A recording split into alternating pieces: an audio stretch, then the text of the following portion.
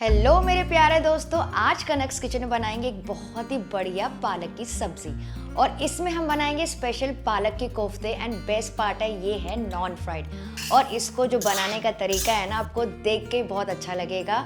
सबसे आसान, सबसे tasty and full of nutrition. तो चलिए शुरू करते हैं। तो इसके लिए मैंने ली है 250 ग्राम पालक। इसको ना मैंने अच्छे से धो लिया 2 से 3 बार। अब इसकी जो मोटी वाली डंडियां थी ना वो निकाल दिए, थोड़ी सॉफ्ट वाले रहने दी। इसको बारीक बारीक काट लेंगे। ये देखिए आप कितने बारीक मैं काट रही हूँ। तो इस तरह से काटने से पालक एकदम न्यूट्रिशियस रहती है और इसका भरपूर टेस्ट भी आएगा।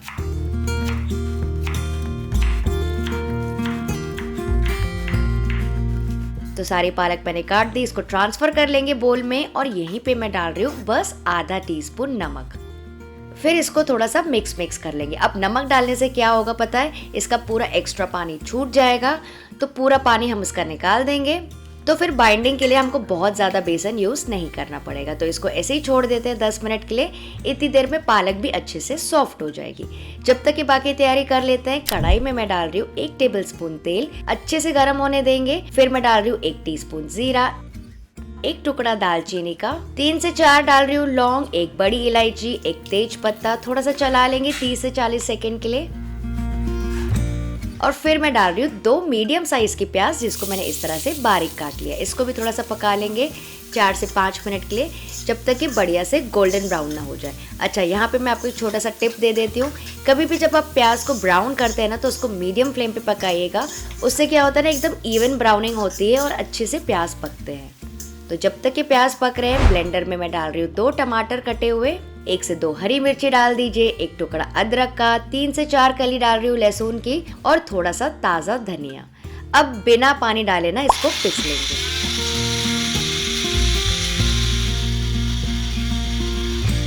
तो ये देखिए बढ़िया सा दरदरा पेस्ट तैयार हो गया। आप चाहे तो एकदम फाइन भी कर सकते हैं। चलिए प्याज भी चेक करते हैं। अच्छे खासे गोल्डन ब्राउन हो गए, एकदम इवन ब्राउनिंग होती है मीडियम फ्लेम पे। तो यहीं पे टमाटर का प्यूरे भी डाल देंगे और साथ ही डाल रही हूँ 1 टीस्पून नमक। मिक्स कर लेंगे। अब इसको ना अच्छे से पकने देंगे मीडियम हाई फ्लेम पे, जब तक कि टमाटरों का जो कच्चापन है अच्छे से निकल ना जाए। तो चलिए जब तक कि पालक चेक कर लेते हैं। देखिए पालक का जो पानी एकदम अच्छे से अलग हो गया है। पालक भी काफी सॉफ्ट हो गई है, बिल्कुल जैसे हमको चाहिए। तो बस हल्के हल्के हाथों से इस तरह से उठा के स्क्वीज आउट कर लेंगे इसका एक्स्ट्रा पानी। बहुत जोर से नहीं निचोड़ना है, पूरी नमी नहीं निकालनी है। थोड़ी बहुत नमी इसकी रहने देंगे बाइंडिंग के लिए और उसको ट्रांसफर करते जाएंगे दूसरे बोल में। तो पूरा पालक का पानी निकाल के पालक को अलग कर लीजिए। ये देखिए पालक अलग हो गई है और ये जो न्यूट्रिशियस पानी है ना, इसको फेंकिएगा बिल्कुल मत। इसको आगे आप ग्रेवी में यूज कर सकते हैं। अब इसमें डालेंगे कुछ मसाले। 1/4 टीस्पून डाल रही हूँ हल्दी पाउडर, आधा टीस्पून लाल मिर्ची पाउडर, 1 टीस्पून धनिया पाउडर, आधा टीस्पून डाल रही हूँ जीरा पाउडर और 1/4 टीस्पून गरम मसाला। आप चाहे तो काली मिर्च भी डाल सकते हैं। आधा टीस्पून अजवाइन क्रश करके डाल दीजिए, बहुत बढ़िया फ्लेवर आता है इसका पालक के साथ। 1 से 2 टीस्पून अदरक लहसुन का पेस्ट और यहीं पे मैं डाल रही हूँ आधा कप भर के बेसन। थोड़ा सा नमक भी डाल दीजिए और इसको मिक्स करते जाएंगे। अपने हाथों से अच्छे से मिक्स कर लीजिए, जैसे कि सारी पालक अच्छे से जो बेसन है उसको लपटा ले। अब यहाँ पे अगर आपको ऐसा लगे कि मिक्सचर ड्राई लग रहा है, तो पालक का जो पानी हमने बचा के रखा था ना, वो आप डाल सकते हैं। लेकिन हाँ, नमक ध्यान से डालेगा, क्योंकि पालक में भी हमने पहले नमक डाला था। और वैसे भी जो हरी सब्जियां होती है ना, कम नमक लेती है, आई एम श्योर आपको पता होगा। और मान लीजिए अगर आपको ऐसा लगे ना कि मिक्सचर गीला है, तो 2 से 3 टेबलस्पून बेसन और मिला देना। ठीक है, सारी बातें आपको मैंने बता दी। और यहाँ पे चाहिए तो आप बारीक कटा हुआ प्याज भी डाल सकते हैं, वो भी काफी टेस्टी लगता है। तो बस ये अच्छे से बाइंड हो गया है, सेटिंग कंसिस्टेंसी पे आ गया है। तो अब क्या करेंगे, इसको शेप करना स्टार्ट करेंगे। हाथों में ले लीजिए थोड़ा सा तेल और इसके बॉल्स बना लीजिए। तो मैं यहाँ पे ऐसे राउंडल्स बना रही हूँ। सबसे आसान तरीका है पालक के कोफ्ते बनाने का। कोई भी गोल गोल कोफ्ते इजीली बना सकता है। ठीक है, ये तो था एक तरीका सबसे आसान। आप चाहें तो इस तरह से थोड़ा सा स्क्वायर शेप भी दे सकते हैं, स्क्वायर टिक्की जैसा, वो भी काफ़ी अच्छा लगता है। या फिर आप चाहें तो इसका बड़ा सा लॉग बना सकते हैं या फिर रोल बना के बाद में काट भी सकते हैं। और एक तरीका बताती हूँ, पालक के बॉल को ना इस तरह से थोड़ा सा फ्लैट कर लीजिए और इसके अंदर आप स्टफ कर सकते हैं थोड़ा सा ग्रेटेड पनीर या फिर चीज। है ना कमाल का तरीका, काफी ज्यादा इम्प्रेसिव लगता है मेहमानों के लिए। तो सारे तरीके मैंने आपको बता दिए, लेकिन आज मैं सारे बॉल्स बना रही हूँ। तो ये देखिए सारे बॉल्स रेडी हो गए, इसको साइड पे रख देते हैं। बीच बीच में मैंने क्या किया था ना, टमाटर को चला लिया था। तो अब इस टमाटर में डाल देंगे कुछ मसाले।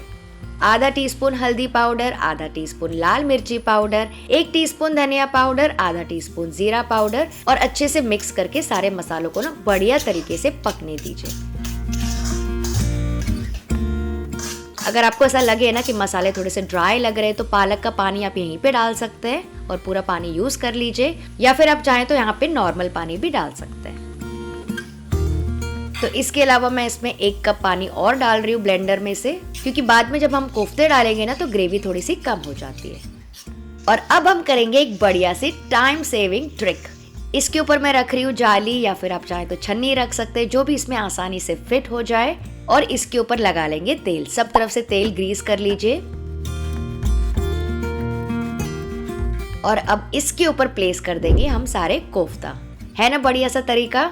और मान लीजिए अगर आपके पास ऐसी जाली नहीं है ना, तो आप नीचे कटोरी रख के ऊपर प्लेट रख के उसके ऊपर भी कोफ्ता रख सकते हैं। तो सारे कोफ्ता मैंने इसके ऊपर रख दिए। अब इसको ढक के पकाएंगे 6 से 7 मिनट के लिए मीडियम हाई फ्लेम पे। है ना बहुत ही कमाल का तरीका। तो इतनी देर में क्या होगा, सारे बॉल्स अच्छे से स्टीम हो जाएंगे और जो ग्रेवी है बहुत ही अच्छे से भुन के पक जाएगी, और ये दोनों काम हो जाएंगे एक ही टाइम पे। चलिए चेक करते हैं। ये देखिए सारे जो बॉल्स हैं, सारे जो कोफ्ता हैं, एकदम बढ़िया तरीके से स्टीम हो गए हैं, नीचे से बिल्कुल भी नहीं चिपक रहे हैं। ये देखिए जब मैं उनको हिला रही हूँ आराम से मूव हो रहे हैं। दूसरी इंपॉर्टेंट चीज, ये देखिए इस तरह से जब आप उंगली से टच करेंगे ना तो बिल्कुल भी चिपचिपे से नहीं है, मतलब कि अच्छे से पक गए। तो बस अब इनको ओवर स्टीम बिल्कुल भी मत करना, क्योंकि आगे ग्रेवी में भी पकेंगे। तो सारे बॉल्स को निकाल के साइड में रख दीजिए। और ये देखिए नीचे जो ग्रेवी है वो भी अच्छी खासी गाढ़ी हो गई है, कलर बहुत प्यारा हो गया है, थोड़ा सा तेल भी सतह पे आ गया है। तो यहाँ पे अगर आपको चाहिए ना तो पानी डाल के आप एडजस्ट कर सकते हैं बॉल्स डालने से पहले। और अगर आपको चाहिए तो यहीं पे 2 से 3 टेबलस्पून घर की मलाई या फिर ताज़ी दही भी डाल सकते हैं, वो भी काफ़ी टेस्टी लगती है। तो बस अब यहाँ पे डाल देंगे सारे स्टीम किए हुए कोफ्ता। अच्छा, काफ़ी सारे लोग पूछते हैं कि मैं कौन सी कढ़ाई और बर्तन से यूज़ करती हूँ इन सारे शूट्स में, तो उन सबके लिंक जो है ना आपको नीचे डिस्क्रिप्शन बॉक्स में मिल जाएंगे, आप जाके चेक कर सकते हैं। बहुत ही कमाल का तरीका है कोफ्ता बनाने का, वो भी बिना तेल में तले। अब कोफ्ता डालने के बाद ना इसको फिर से ढक देंगे लो मीडियम फ्लेम पे 5 और मिनट के लिए। तो उससे क्या होगा, ग्रेवी सारी एब्जॉर्ब हो जाएगी। चलिए चेक करते हैं। ये देखिए कोफ्ते थोड़े से फूल भी गए हैं और सारा जो मसाला है, फ्लेवर है, उसको एब्जॉर्ब कर लिया है। तो यहाँ पे डालेंगे थोड़ी बहुत और चीज़ें। आधा टीस्पून गरम मसाला, 1 टीस्पून रोस्टेड कसूरी मेथी अपने हाथों से क्रश करके डाल दीजिए, भरपूर फ्लेवर आएगा। थोड़ा सा ताज़ा धनिया, और 1 और मिनट के लिए पका लेंगे। बहुत ही मज़ेदार ग्रेवी बनती है। वैसे आपके यहाँ पालक से कौन सी सब्जी बनती है मुझे कमेंट करके ज़रूर बताइएगा।